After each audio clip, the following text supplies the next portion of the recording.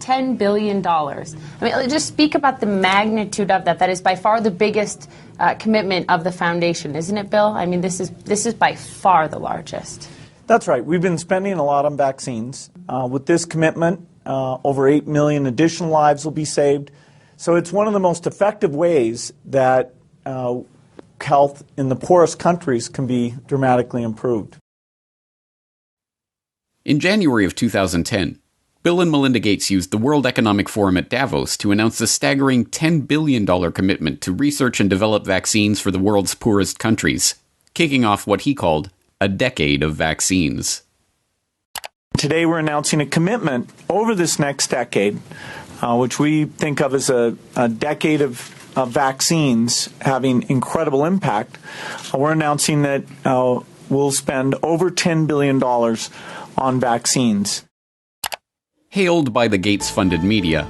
For the record, the Bill and Melinda Gates Foundation is a NewsHour underwriter. And applauded by the pharmaceutical companies who stood to reap the benefits of that largesse. The record-setting commitment made waves in the international community, helping to underwrite a global vaccine action plan coordinated by the Gates-funded World Health Organization. But contrary to the Gates' own PR spin that this $10 billion pledge was an unalloyed good and would save 8 million lives, the truth is that this attempt to reorient the global health economy was part of a much bigger agenda. An agenda that would ultimately lead to greater profits for big pharma companies, greater control for the Gates Foundation over the field of global health, and greater power for Bill Gates to shape the course of the future for billions of people around the planet. This is Bill Gates' plan to vaccinate the world. You're tuned into the Corbett Report. Given Gates' pledge to make this a decade of vaccines, it should come as no surprise that, since the dawn of this coronavirus crisis, he has been adamant that the world will not go back to normal until a vaccine has been developed. But we're going to have this intermediate period of opening up, and it won't be normal until we get an amazing vaccine to the entire world. The vaccine is critical because until you have that, things aren't really going to be normal. They can open up to some degree, but the risk of a rebound will be there until we have very broad vaccination. They won't be back to normal until we either have that phenomenal vaccine or a therapeutic that's like over 95% effective. And so we have to assume that's going to be almost 18 months from now. And then the final solution, which is a year to 2 years off, is the vaccine. So we've got to go full speed ahead on all three fronts. Just to head off the conspiracy theorists, maybe we shouldn't call the vaccine the final solution. Maybe just the best solution. Okay. More interestingly, since Gates began delivering this same talking point in every one of his many media appearances of late, it has been picked up and repeated by heads of state, health officials, doctors, and media talking heads, right down to the scientifically arbitrary but very specific 18-month time frame. Realistically, COVID-19 will be here for the next 18 months or more. We will not be able to return to normalcy until we find a vaccine or effective medications. The hard fact is, until we find a vaccine, going back to normal means putting lives at risk. This will be the new normal until a vaccine is developed. The only thing that will really allow life as we once knew it to resume is a vaccine. Obviously, we continue to work on the vaccines, but the vaccines have to be down the road by probably 14, 15, 16 months. We're doing great on the vaccines. The fact that so many heads of state, health ministers, and media commentators are dutifully echoing Gates's pronouncements about the need for a vaccine will not be surprising to those who saw last week's exploration of how Bill Gates monopolized global health. As we have seen, the Gates Foundation's tentacles have penetrated into every corner of the field of public health. Billions of dollars in funding and entire public policy agendas are under the control of this man, an unelected, unaccountable software developer with no medical research experience or training. And nowhere is Gates's control of public health more apparent than in the realm of vaccines. Gates launched the decade of vaccines with a $10 billion pledge. Gates helped develop the Global Vaccine Action Plan administered by the Gates-funded World Health Organization. Gates helped found Gavi, the Vaccine Alliance, aiming to develop healthy markets for vaccine manufacturers. Gates helped launch Gavi with a $1 billion donation in 2011, going on to contribute $4.1 billion over the course of the decade of vaccines. And so I'm pleased to announce to you that we're pledging an additional $1 billion to...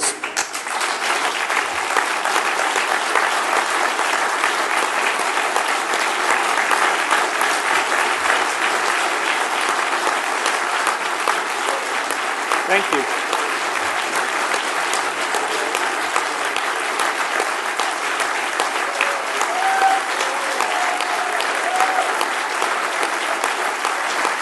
All right, thank you.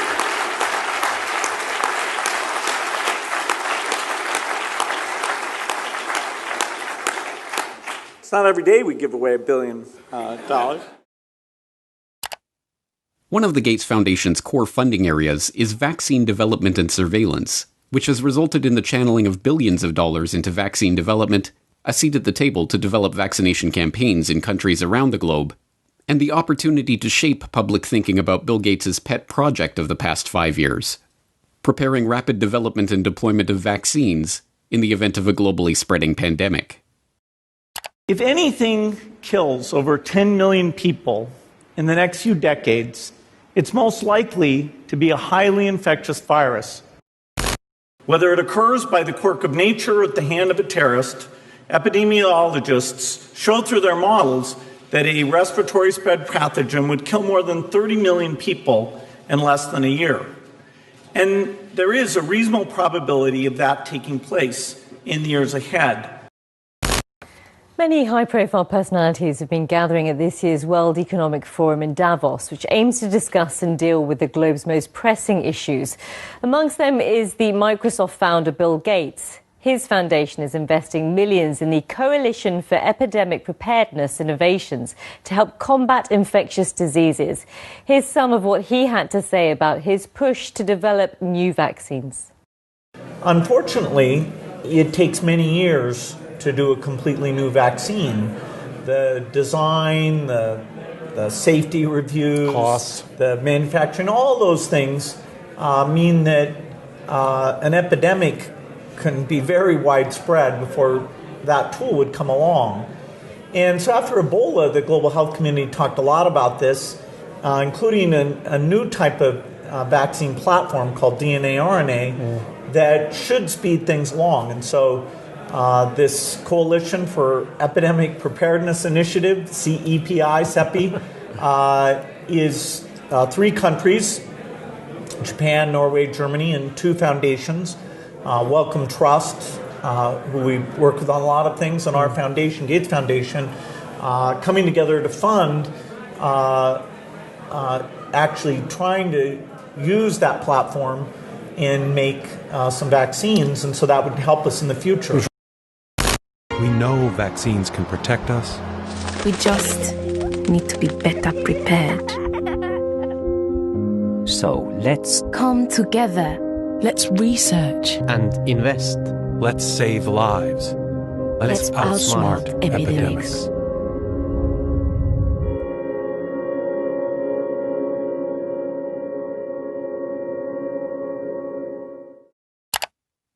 Given Gates's mammoth investment in vaccines over the past decade, his insistence that things won't go back to truly normal until we have a vaccine that we've gotten out to basically the entire world is hardly surprising. What should be surprising is that this strangely specific and continuously repeated message, that we will not go back to normal until we get a vaccine in 18 months, has no scientific basis whatsoever.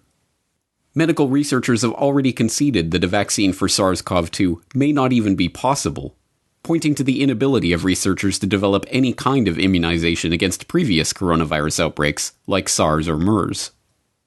But even if such a vaccine were possible, serious concerns remain about the safety of developing, testing, and delivering such an amazing vaccine to the entire world in this remarkably short time frame. Even proponents of vaccine development openly worry that the rush to vaccinate billions of people with a largely untested experimental coronavirus vaccine will itself present grave risks to the public. One of these risks involves disease enhancement. It has been known for over a decade that vaccination for some viral infections, including coronaviruses, actually enhances susceptibility to viral infection or even causes infections in healthy vaccine recipients. Now, the issue of safety, something that I want to make sure the American public understand. It's not only safety when you inject somebody and they get maybe an idiosyncratic reaction, they get a little allergic reaction, they get pain. There's safety associated. Does the vaccine make you worse? And there are diseases in which you vaccinate someone, they get infected with what you're trying to protect them with, and you actually enhance the infection. This is no mere theoretical risk. As researchers who were trying to develop a vaccine for the original SARS outbreak discovered, the vaccine actually made the lab animals subjected to it more susceptible to the disease. One of the things that we're not hearing a lot about is the unique potential safety problem of coronavirus vaccines. This was first found in the early 1960s with the respiratory syncytial virus vaccines, and it was done here in Washington with the NIH and Children's National Medical Center, that some of those kids who got the vaccine actually did worse, and I believe there were 2 deaths in the consequence of that study. Because what happens with certain types of respiratory virus vaccines, you get immunized, and then when you get actually exposed to the virus, you get this kind of paradoxical immune enhancement phenomenon. And we don't entirely understand the basis of it, but we recognize that it's a real problem for certain respiratory virus vaccines. That killed the RSV program for decades. Now the Gates Foundation is taking it up again. But when we started developing coronavirus vaccines, and our colleagues, we noticed in laboratory animals that they started to show some of the same immune pathology that resembled what had happened 50 years earlier. This specific issue regarding coronavirus vaccines is exacerbated by the arbitrary and unscientific 18-month time frame that Gates is insisting on for the vaccine's development. In order to meet that deadline, vaccine developers are being urged to use new and largely unproven methods for creating their experimental immunizations, including DNA and mRNA vaccines. For a self-described wartime president, victory over COVID-19 equals a vaccine. I hope we're going to have a vaccine, and we're going to fast-track it like you've never seen before. Adding Trump-style branding, the administration launched Operation Warp Speed, a multi-billion-dollar research and manufacturing effort to shorten the typical year-plus vaccine development timeline. We're going to start ramping up production with the companies involved. And you do that at risk. In other words, you don't wait until you get an answer before you start manufacturing. You, at risk, proactively start making it, assuming it's going to work. You're thinking 18 months, even with all the work that you've already done to this point and the planning that you are taking with lots of different potential vaccinations and building up for that now? Yeah, so there's an approach called RNA vaccine that people like Moderna, CureVac, and others are using, that in 2015 we'd identified that as very promising for pandemics and for other applications as well. And so if everything goes perfectly with the RNA approach, we could actually beat the 18 months. We don't want to create unrealistic expectations. So the concept of an RNA vaccine is, let's inject the RNA molecule that encodes for the spike protein. It's making your cell do the work of creating this viral protein that is going to be recognized by your immune system and trigger the development of these antibodies. Our bodies won't make a full-fledged infectious virus, they'll just make a little piece and then learn to recognize it and then get ready to destroy the virus if it then later comes and invades us. It's a relatively new, unproven technology, and there's still no example of an RNA vaccine that's been deployed worldwide in the way that we need for the coronavirus. There's the possibility for unforeseen adverse effects. So this is all new territory. Whether it would elicit protective immune response against this virus is just unknown right now. Rushing at warp speed to develop a new vaccine using experimental technology, and then mass-producing and delivering billions of doses to be injected into basically the entire world before adequate testing is even done, amounts to one of the most dangerous experiments in the history of the world, one that could alter the lives of untold numbers of people. That an experimental vaccine, developed in a brand new way and rushed through with a special shortened testing regime, should be given to adults, children, pregnant women, newborn babies, and the elderly alike, would be, in any other situation, unthinkable. To suggest that such a vaccine should be given to the entire planet would have been called lunacy mere months ago. But now the public is being asked to accept this premise without question. Even Gates himself acknowledges the inherent risks of such a project. But his concern is not for the lives that will be irrevocably altered in the event that the vaccines cause damage to the population. Instead, he is more concerned that the pharmaceutical companies and the researchers are given legal immunity for any such damage. If we have, 1 in 10,000 side effects, that's, way more, 700,000, people who will suffer from that. So really understanding the safety at gigantic scale across all age ranges, pregnant, male, female, undernourished, existing comorbidities, it's very, very hard. And that actual decision of, okay, let's go and give this vaccine to the entire world, governments will have to be involved because there will be some risk and indemnification needed before that can be decided on. As we have already seen, in the arena of global health, what Bill Gates wants is what the world gets. So it should be no surprise that immunity for the big pharma vaccine manufacturers and the vaccination program planners is already being worked on. In the US, the Department of Health and Human Services issued a declaration that retroactively provides liability immunity for activities related to medical countermeasures against COVID-19, including manufacturers, distributors, and program planners of any vaccine used to treat, diagnose, cure, prevent, or mitigate COVID-19. The declaration was issued on March 17th, but retroactively covers any activity back to February 4th, 2020, the day before the Bill and Melinda Gates Foundation announced an emergency $100 million to fund treatment efforts and to develop new vaccines for COVID-19. The plan to inject everyone on the planet with an experimental vaccine is no aberration in Bill Gates' envisioned decade of vaccines. It is its culmination.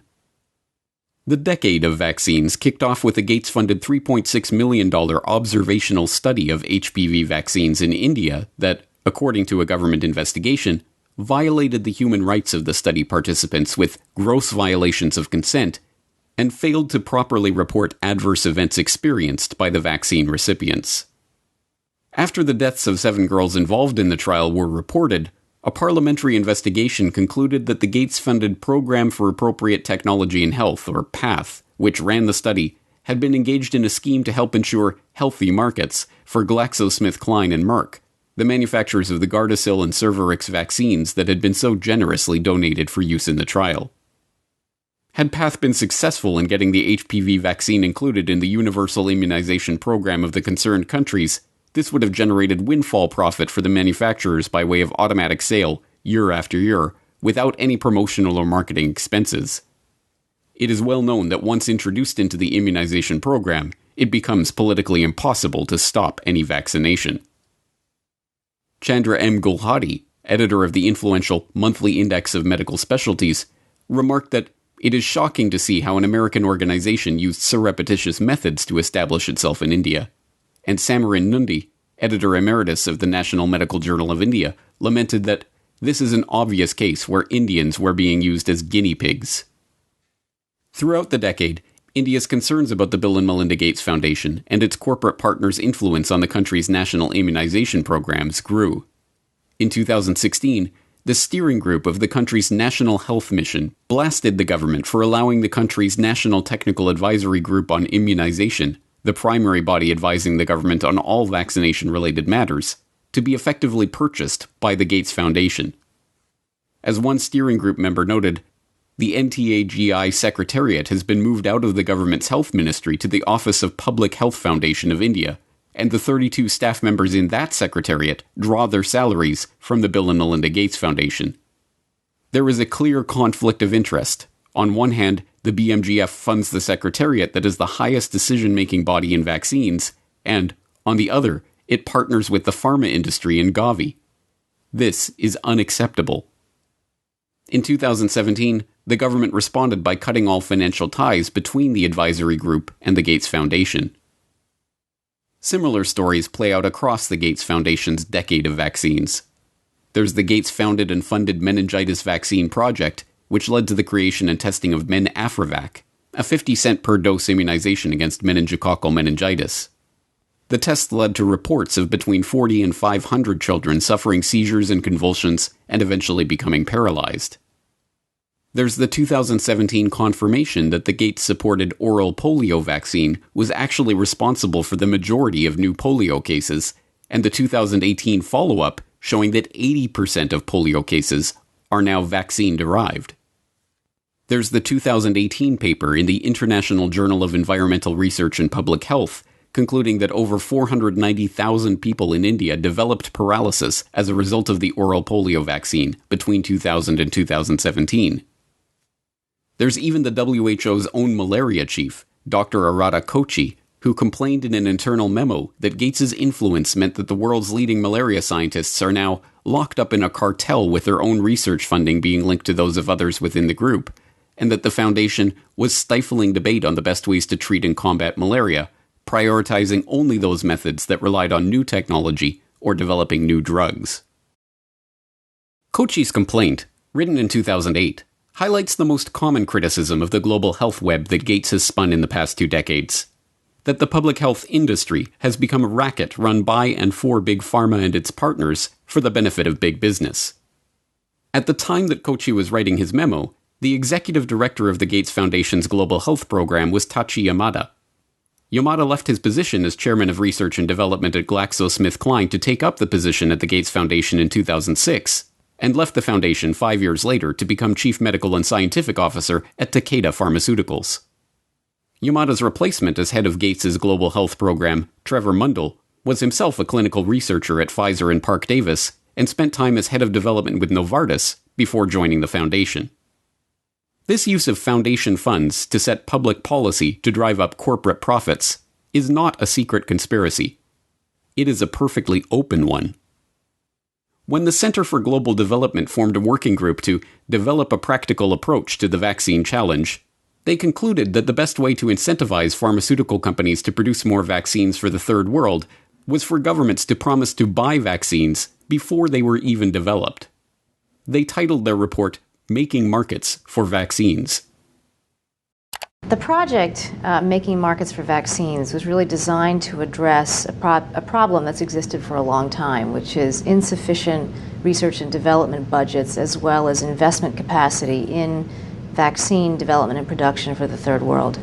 How do you create better incentives to get the pharma community, the vaccine community, to produce products that are specifically dedicated for the developing world? Michael Kremer, a professor at Harvard, had been thinking about this problem for many years. He realized that if the rich countries of the world were to make a promise that they would buy a malaria vaccine if somebody produced it, that would give an incentive to the pharmaceutical industry to go and do the research and development needed to make one.